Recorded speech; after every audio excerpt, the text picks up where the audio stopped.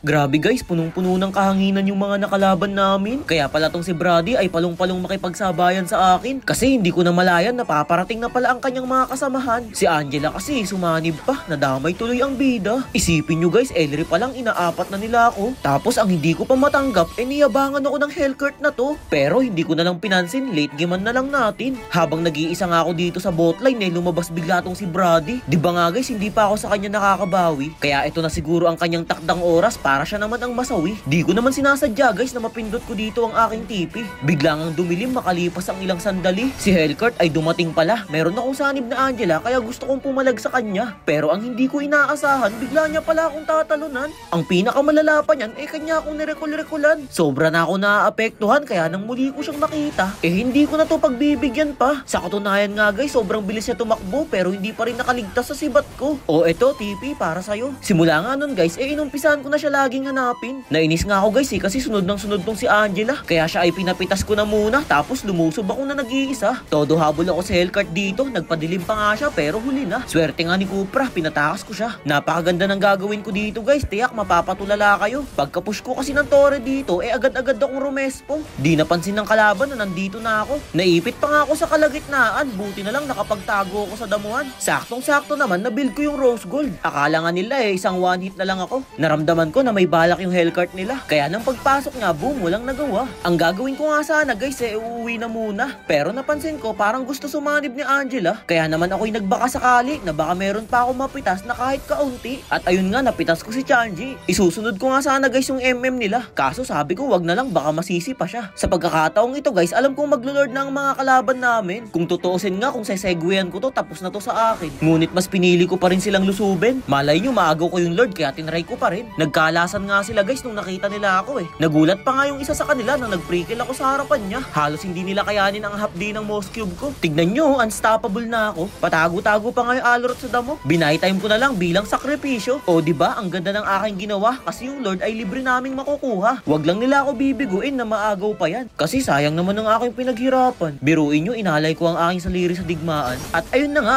tama ang aking hinala. Labis akong natuwa kaya napasabi na lang ako sa kanila ng hahaha. Nang muli ako makabalik guys, niready ko na yung Wintermelon. Tapos rumekta muna ako sa blue block nila. Habang kinukuha ko nga to, meron na naman ako nararamdamang kakaiba. Sinenyasan ko na ang aking mga kampe. Sabi ko, sige, pasukin nyo na. Tapos guys, nagpakalawa na ulit ako ng sibat. Mapapathumbs up na lang talaga kayo sa mga mangyayari. Tinanggal ko muna yung sagabal nilang Torre. Tapos saka ako nagwala mga pre. Si Alorot ang aking unang nabigyan. Syempre, hindi mawawala yung TP dyan. At dahil nga tatlo na lang ang natitira sa kanila, huwag nyong ipipikit ang inyong mga mata sa gagawin ko dito Naka-immortality na kasi ako, kaya lahat sila ay puro takbo. Naiwasan ko pa nga yung ulti ng Cupra dito. Grabe no, sobra kong arelto. Hindi nga muna ako nag-tower lock guys, hinayaan ko ang aking mga kasama. Pag atras ko, mga ilang segundo lang siguro, tapos na. Halos ako lang yung umiscore doon guys, sa totoo lang. 14 kasi ang aking score, hindi naman sa pagmamayabang. O ito, ating pakinggan na lang.